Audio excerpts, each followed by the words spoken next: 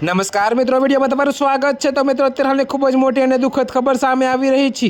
જી હા મિત્રો, તમને જણાવી દઈએ કે ઉત્તરાખંડના દેહરાદૂન જિલ્લામાં કંડાડ અને ઇન્ડ્રોલી નામના બે ગામોએ અસામાજિક સુધારા માટેની અનોખી પહેલ હાથ ધરી છે।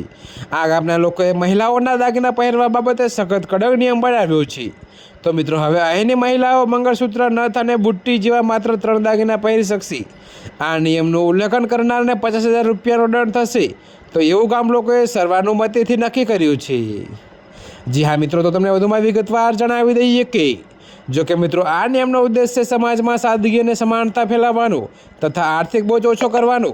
તો મિત્રો, ગામ લોકોએ સામૂહિક બેઠકમાં આ નિર્ણય લીધો હતો। તો કેટલાક ગ્રામીણોનું કહેવું હતું કે છેલ્લા કેટલાક વર્ષોમાં લગ્ન, સામાજિક મેળાવડા અને ઉત્સવોમાં ઘરેણાનો દેખાડો બહુ વધી ગયો હતો। જી હા મિત્રો, તો તમને વધુમાં એ પણ જણાવી દઈએ કે એનાથી સામાજિક સ્તરે દેખાદેખી અને આર્થિક અસમાનતાની ભાવના ફેલાઈ રહી હતી। તો કેટલાક પરિવારો પર લગ્ન માટેના ખર્ચાનો બોજ ખૂબ જ વધી રહ્યો હતો।